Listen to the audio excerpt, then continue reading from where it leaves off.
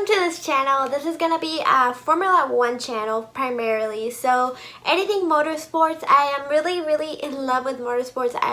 I'm an earlier watcher. I didn't start when I was really young because my family is just not into that. But I recently discovered it like 2 years ago and I've been in love with it since. And I just wanted to start this channel because I need somebody to talk to about it because nobody in my family or my friend circles knows anything about Formula One. So I just thought this was going to be a great idea to start. And my first video, actually, I just want to make my 2020 F1 predictions. So who do I think, how are the driving standings going to end up by the end of the year?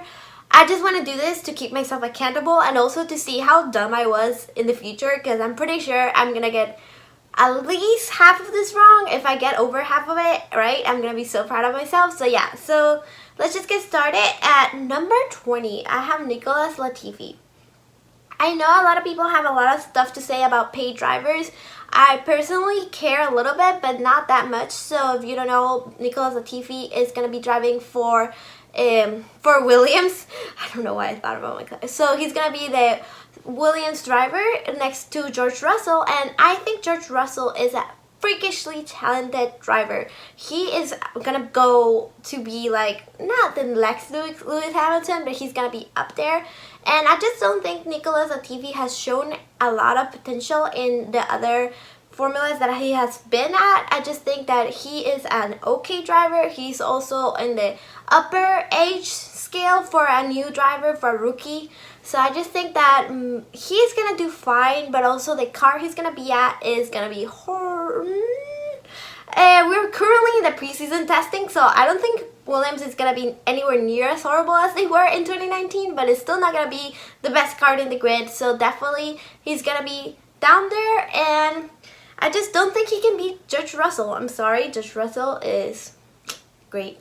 And Nicholas Latifi is okay, and he's going to do how he's going to do. And then 19 is still going to be George Russell because even though I just complimented him a lot, I just think he's still just going to be struggling with that Williams car. I don't think it's going to be his fault personally. I think he's going to do his best, probably out-qualify Nicholas Latifi most of the time, and also he's probably going to be able to at least qualify past 19 and 20. So last year he didn't, I don't believe he ever qualified higher than 19, so at least he will be able to go to the 18, 15s range when it comes to qualifying, but I still don't think that the Williams car is going to be that much further developed. I think they're putting all of the effort in the 2021 car, and the 2020 car is just going to be, again, meh. So I think that George Russell is going to be 19th. And then this one, I don't know what I feel about it because I think 18 is going to be Lance Stroll. So this might change because the preseason testing, the Racing Point car has been up there in all of the preseason testing. I think in the first day, it was even like the first and second drivers were both the Racing Point drivers. So because of the preseason testing, I don't know, but I'm a little iffy about it now, but I still believe that Lance Stroll, another paid driver, I know his dad owns the team, so obviously he's getting a seat anyway, like whether or not he's a good driver, but I think he has potential, and I think that he gets a lot of crap about being a paid driver, but I also don't think that he's that great either. Like, he is alright, and he is comfortable where he is, and I think that's gonna be why he doesn't do better, because he doesn't have to do a lot of effort. He knows that his place is secured, so I don't think that he's gonna go higher than 18th, but he can prove me wrong. I think that Racing Point car is gonna be great, even though it's a carbon copy of the Mercedes car. I don't want to get into that controversy in my first video, but you know, it is kind of a carbon copy of that Mercedes, but whatever works for them, if that makes the car better, go for it. So then, number 17 is another one that I follow a lot of other Formula One channels, so I know Roman Grosjean is a bit polarizing. Some people love him. Some people just like hate his guts. So I don't care that much about Roman Grosjean either. Like, I think he's a okay driver. He definitely has some pretty amazing crashes, and he definitely provides entertainment value for me personally, because I love it when there's a red flag and like we just have to, I just love it when people crash. I'm sorry. If nobody gets hurt, it definitely makes the racing more entertaining.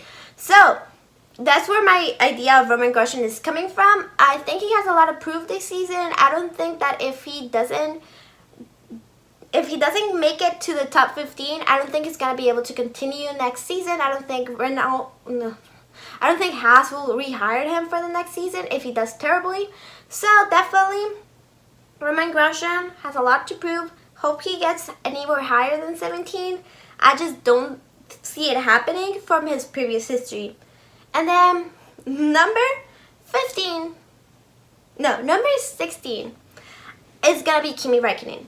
And Kimi Räikkönen is one of those drivers that I find absolutely amazing. I love his personality. I love how he is so dry, like that dry sense of humor, and he is amazing. I think he's a great driver. I just think he's a little bit past his prime, and he's just racing for fun at this point. And racing for fun, there's nothing wrong with that. I just think that he's not competitive. He's not like giving it his all, and I do think this is going to be his last season with Alfa Romeo, and I do think that he's just gonna a little bit settle, and he's gonna end up higher than a lot of people, but not that high up the list.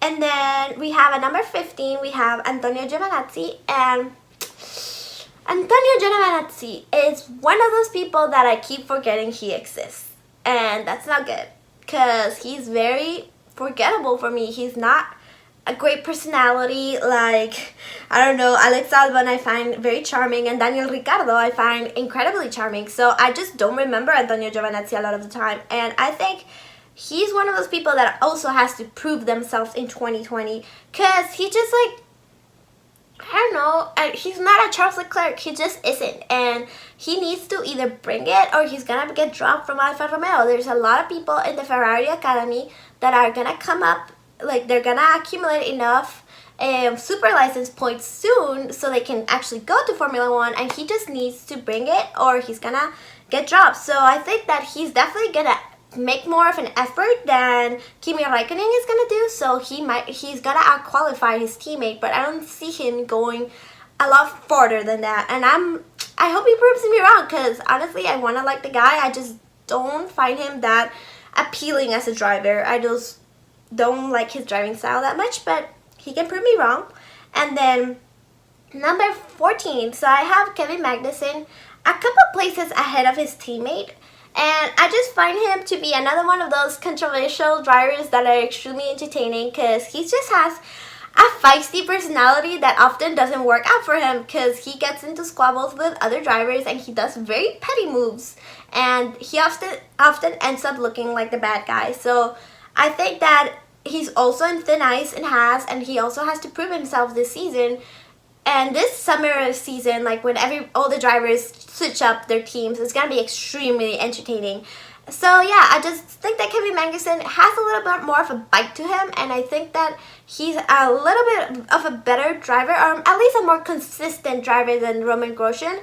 So I think he's gonna do a little bit better, but I just don't see him breaking that top 10, definitely not. And he might have a chance of staying at Haas, at least more than Grosjean has, but I just, again, another driver that I'm not like super excited about, and I only care about him when he gets in fight with other drivers, and honestly he's a little petty for my taste. And then number 13, I have Daniel Kvyat. So Kvyat is one of those drivers, again, a little bit forgettable. He had his comeback to F1, and I think he did an amazing job last year.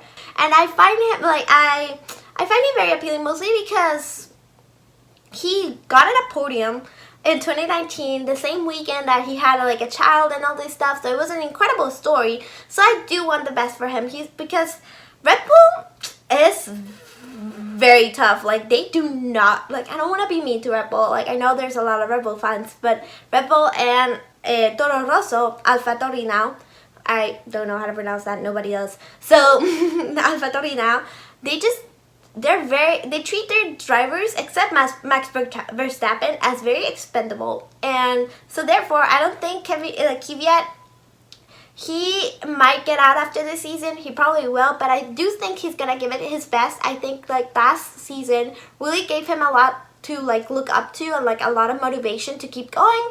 So hopefully he'll do great. I do expect to see him struggle a little at the beginning of the season, but I think the combination of Gasly and Kvyat in those AlphaTauri is going to be a very good one. So then we have Esteban Ocon. So I'm going to have him in number 12. Esteban Ocon sat out last season. He was, previously he was the Racing Point driver, but he is a Mercedes driver, a Mercedes young driver, or part of the Mercedes team. So I think he's very talented. I loved him in Drive to Survive. I found him to be one of the most appealing characters that they introduced in that show. And definitely he is fast. He has the speed. He definitely challenged Sergio Perez, which is a lot more than we can say about Lance Stroll. I don't think Lance Stroll has really challenged Sergio Perez that much. So I do think he has a little bit of a bite to it, and I am loving the bromance him and Daniel Ricciardo are having in like Instagram and Twitter and whatever. So I do like him, and I do see a lot of potential, and I do think he's gonna come with a fight in him, because he has to prove himself, because like he already got dropped, so he already knows what it feels to get like that fear of not being able to drive. So I think he's gonna bring it, and I don't see him doing better than Ricciardo though. I think Ricciardo is Daniel Ricciardo is a very special driver, so he's gonna do great. He's definitely gonna be up there. He's at least gonna prove himself a little bit more, but I don't think he's gonna like do anything mind-blowing. So then 11, I have Checo Perez. So Checo is a driver, very consistent, very mature, very focused, and he can drive very well. And I just think he is a silent killer. Like nobody pays attention to him for most of the race. I know, I'm not looking for him when I'm like seeing the races, but he brings it, and he's very consistent. He will be finishing in the top 10 a lot. He'll be making points, and he'll bring it. And by the end of the season, when we see the driver standings, we'll see him pretty high up there.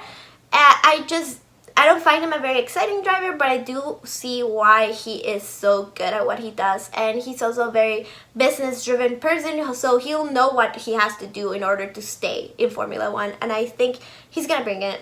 And then we have number 10. So I think number 10 is going to be Pierre Gasly. And I really, really, really hope so that he does better, because I was a little shook last year when he got all of a sudden dropped from Red Bull. I think he didn't get a fair shot, honestly, but I do like him seeing him thrive at AlphaTauri / Toro Rosso, weird names. So I do like to see him thrive in his environment, and I do think he does a lot better when he's at the AlphaTauri team. I just feel like that team has a better atmosphere for him. They're a little bit more laid back. I was a little sad that he didn't get a first shot at Red Bull, but I do think he's going to do a lot better, and he's going to break the top 10, and he's going to do a little bit significantly better than his teammate. And then number 9, I have my sweetheart. I'm not going to tell you what my favorite team is, but I do enjoy Lando Norris quite a bit. I enjoy him. I followed a lot of his Formula career before he got into Formula One. Retrospectively, I just watched a lot of his races. I didn't watch them live, but whatever. So, I find him to be an incredibly fascinating driver, a very mature person for his age. He's very young, and I just find his combination with him and Carlos Sainz to be one of the best romances in Formula One. I just think he learned a lot this year. I think he didn't do that well in 2019, mostly because he had a lot of car issues, and I think McLaren is also doing very well in their preseason testing. They haven't had any major issues, which is great, because McLaren historically have been a little iffy in the preseason testing. So I think this is really the time for him to shine, and I think the first season as a rookie is always kind of hard, but if he definitely has matured a little bit, and I think he has learned a lot from Carlos Sainz, so I'm expecting great things from him in the future. So then number 8, I think, is going to be Daniel Ricciardo. And it all depends on Renault. Honestly, I feel like Daniel Ricciardo is a great driver. He is like world championship material. Like I think he's one of the best ones we've ever had. He is in the older side, so he's already like, I don't want to call anybody like past their prime, but I do think he's like getting there, and I do think that it's now or never. So in 2021, I do expect him to see him switch to a different team. Maybe I don't know. I can't see him in a Ferrari, but I can see him in a Mercedes. I just think that he's gonna have to bring it in with Renault. I think he is gonna be very competitive and be showing off so he can get that good driver's seat on 2021. My only problem is that Renault is a very unreliable car. It breaks down a lot. I do think that the team behind Renault have the best intentions every single season, and every single season they're like, oh, we're gonna challenge the midfield, but then it never happens, and we are all very disappointing afterwards. So Renault talks big talk, but I don't know if they're gonna deliver. But if they do deliver, I do expect Daniel Ricciardo to do wonderful things with that car. And then 7 is my other sweetheart, is Carlos Sainz. So Carlos Sainz is one of those drivers that I know the internet loves to like talk about how he gets no screen time, and I agree. He is a fantastic driver, and he is so unrecognized. He didn't even get a podium last year. He got 3rd place, but he got like a very weird mini podium. I still watched it, but it was very like kind of lame for his first podium. But I do expect him to bring it. He is more settled now at McLaren, and he and his teammate are ready to go. I do think McLaren is going to do great things this year, and they're off that high of being able to be the best of the rest last year. So I do think they're going to do great, and I do hope Carlos Sainz is going to be able to shine, and I do hope that he is going to be able to finally be able to show off and be able. I want to see him more on the screen. I do want to see at least 2 podiums. I don't care if it's 3rd place. I just want to see him in the podium. Okay, number 6. So this one's a controversial one. Sebastian Vettel. Sebastian Vettel is a great driver.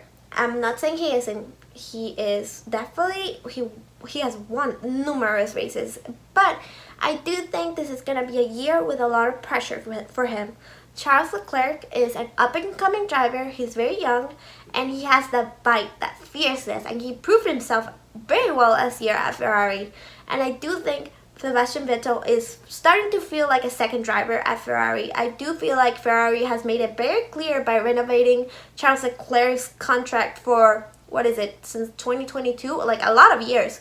And not renovating his contract for that long, like that long period of time, that he is, in my opinion, very clearly the second driver at the Ferrari team. So he is gonna get that pressure, and I don't think he handles pressure particularly well. So I don't think he's gonna be up there. He's still gonna be in a Ferrari, so he still is gonna do decent. He's gonna be 6, but 6 for a Ferrari is not great. So he's going to fall under that pressure, and he's not going to do excellent this season. And then number 5, similarly, Valtteri Bottas. I think he got 2nd place last year. I think he's going to do as well as he can do. I just think that he doesn't have that edge to him, that drive. And I do think that the people that are higher than him in this list, Alex Albon, Charles Leclerc, Max Verstappen, have that like drive, and they do want to win, and so they're gonna challenge a lot more that Lewis Hamilton in his Mercedes, and maybe Valtteri will just like be able to just get to that 2nd place just basically because he's in a Mercedes, and Mercedes is such a highly competitive car. Like 2 days ago, the news came in preseason testing. I'm just forgetting the word for it, but you know, like the wheel that pushes back up and back on instead of just being like this. I'm forgetting the word for it. It starts with a D. I can't remember right now. But yeah, that is mind blowing. If that works, I can see a Mercedes being dominated, but this is my list, so I want to be hopeful that Mercedes does not completely lock out the 1-2 for the entire season. So yeah, Valtteri Bottas, in merit alone, I don't think he's going to make it past 5th. And then fourth is Alex Albon. I have Alex Albon pretty high up in this list just because I think that he is a very adaptable driver. I think that he can get himself into any situation and thrive. So I think that's gonna be great for him because he doesn't collapse under pressure, and Red Bull is the type of place that puts a lot of pressure on you. So I think that he was able to prove himself last year, and if he continues that performance, I don't see any reason why he shouldn't end up at least a fourth. And then number 3, it breaks my heart, but I can't really see Ferrari doing any better than this. I am putting Charles Leclerc at number 3. I want to see Charles Leclerc win a championship. Honestly, I do, but I don't think Ferrari, the team in general, have it in them to make the decisions, make the right decisions at the in those moments of a lot of pressure to let Charles become the driver that he can be. I just think that the team is, I don't want to say holding him back, but kind of, yeah, holding him back because they keep taking this stupid decisions that really affect both of their drivers, to be honest. So Charles Leclerc is gonna end up 3, mostly because Ferrari and their decision making. So they're gonna be a couple of Brazils. So hopefully not, but yes. So yeah. Okay, number 2. This is I don't expect this to become true, honestly, but I wish if a person can wish. Lewis Hamilton is not gonna win. He's gonna be number 2, mostly because I want him to be, but also because I think my number 1 driver has been at Red Bull for almost 5 years now. He has the experience, he has the youth, he has the bite, he has the car sometimes in some races, in some tracks. He has it in him to win. So the only reason I don't think Lewis Hamilton is going to be number 1 is because I think Max Verstappen is going to be number 1. I think he has the car. I think he has the team. He has the full support of the team, unlike Charles Leclerc. He doesn't have to share. He has the drive. He has now the personality, and he's in the right headspace, and he has the maturity that he didn't have when he started, when he was 17. I don't think anybody has that level of maturity at 17. I think now he has had plenty of time to accommodate himself to his surroundings. So I think he's going to do wonderful things in that Red Bull if nothing else goes wrong, and if the Mercedes does not all of a sudden get super OP for no reason. So yeah. Max Verstappen is going to be number 1, hopefully. I just want a good season. Honestly, I don't care if none of this comes true. I just want good racing and an interesting season. I watched last year and it was all Mercedes 1-2. That is so boring. I just want them to race. I want them to be able to be competitive. Ferrari have not given me anything to be hopeful for in this preseason testing, but I'm hoping that they're just sandbagging. And it's gonna be a great season. So yeah, that's it for my first video. Subscribe if you haven't already, and I hope to see you in the next one. Bye.